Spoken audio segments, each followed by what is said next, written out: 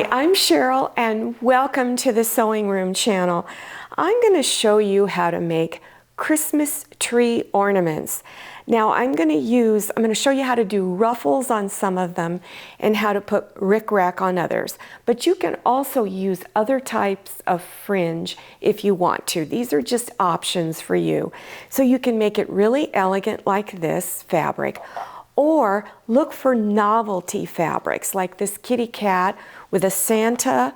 Here's a Santa, and then here is a reindeer, and on this one is a penguin that's going skiing. Now I just put little bows up here, but you don't have to do that. You can do other decorative trims like little miniature pine cones, little glittered pine cone leaves and things like that, pine tree leaves. So look through your stash of fabric. If you don't have a stash, then look for novelty fabrics, and you can find a lot of great fabrics at Joann Fabrics and Crafts. Okay, let's get started.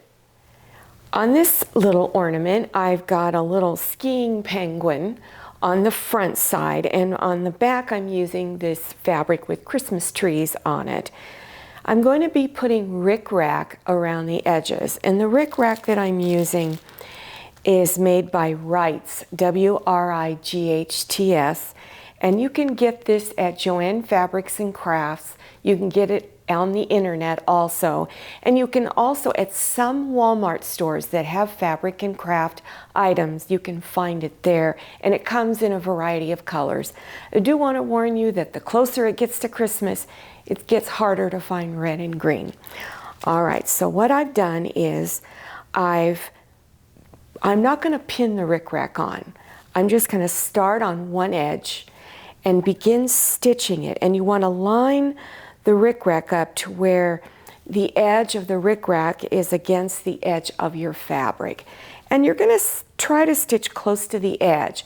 And you're just going to hold on to the rickrack. Don't try to pin it on. It's going to be harder to do it that way. When you get down here to the corner, a secret to making this next step work is to make sure your needle is not only down through the rickrack, but the fabric. It's all the way down. Then turn your fabric and then grab the rickrack, and it will automatically bend and go around.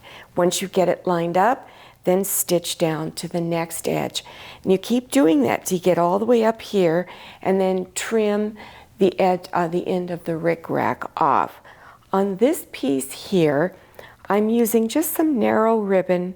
It might be 1/4 inch wide, and lay it to where it's facing this way, this direction on your fabric.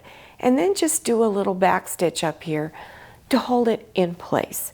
Once you've got all this stitched on, then you want to bring front sides together, and you're going to pin your edges. So align your fabric up with the edge of the other piece of fabric. And on one edge, I usually do it at the bottom, I'm going to leave an opening, at least 2 inches, maybe a little more. And so you're going to stitch around all of the edges, but you're not going to stitch here. So back stitch here, stitch down to where you get about 1/4 inch away from this edge. Leave your needle down, turn your fabric, and stitch down to the next corner. And do that at all your corners until you come back to here, and then back stitch. After you finish stitching, then go to all 4 corners and trim just a little bit off, just so you have about 1/8 inch of fabric at all of your corners. Now reach in between your edges at the opening and begin turning it front side out.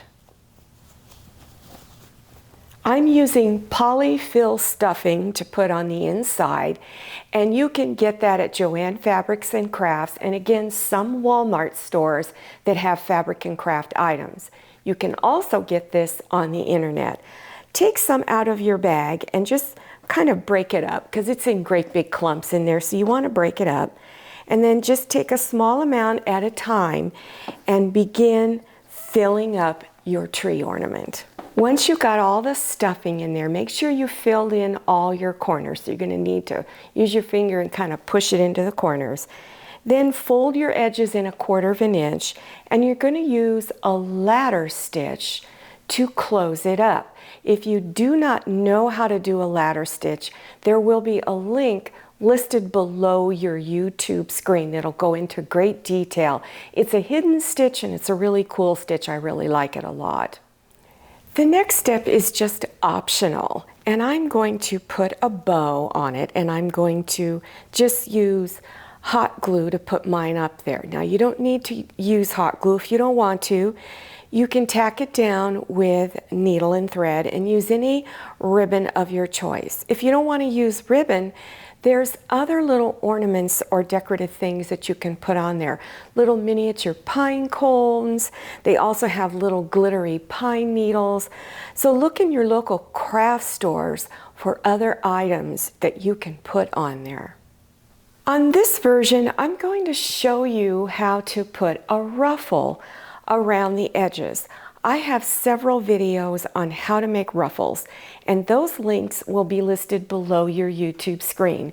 You could make one by hand, putting in a basting stitch and then gathering your fabric up, or by using specialty feet on your sewing machine and your serger also.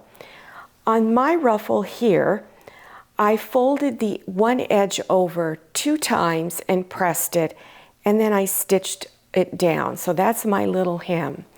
And then of course I left the other edge, a raw edge, where the gatherings were done. And I did my gathering stitches on a serger because it's really fast. So you're going to go ahead and bring the front side of your ruffle against the front side of your square fabric right here. And I'm going to show you how to pin it going around the corner. So once you get to a corner, then you want to take it and kind of fold it a little bit, because you want a little bit of extra fabric at that corner.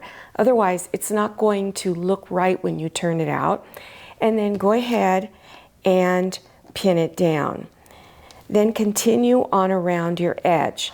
Now, when you get to back to where you started, cut off any excess fabric that you don't need, and then stitch your 2 ends together. Then doing a stitch around the edge, about 1/4 inch wide seam, all the way around the edge. Before you put your other piece of fabric on, there's one thing that I recommend you do, and that is at all of your corners, take the ruffle and fold it like this, and then place a pin. The reason for doing that is so that when you're putting this back piece on, the ruffle doesn't get caught in the corner. So if you place pins at all of the corners, holding that ruffle out of the way. Now, here is my top of the design. It's a little crazy reindeer. I'm going to take my back piece, and I've stitched the ribbon on here just like you did before. Place it front side down. Place pins around all the edges. Make sure you leave that opening just like you did on the first one.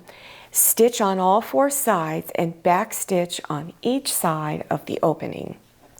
Then once you've stitched that ruffle all down and you've got the fabric on the back, go ahead and put your polyfill stuffing in, and then close up your opening using a ladder stitch, and then put whatever you want up here. It doesn't have to be a ribbon, it can be really anything that you want. So go through your stash of fabric and see what novelty pieces of fabric you have.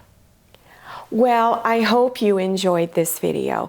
Now, if you're interested in other tree ornament tutorials that I have, then check below your YouTube screen for those video links. Now, don't forget to follow me on Instagram and check out my Facebook page. Thank you so much for watching. I'll see you next time, and happy sewing. If you like the Sewing Room channel, one of the best ways to show your support is to subscribe by clicking on that red subscribe button and give this video a thumbs up. And don't forget to click on share.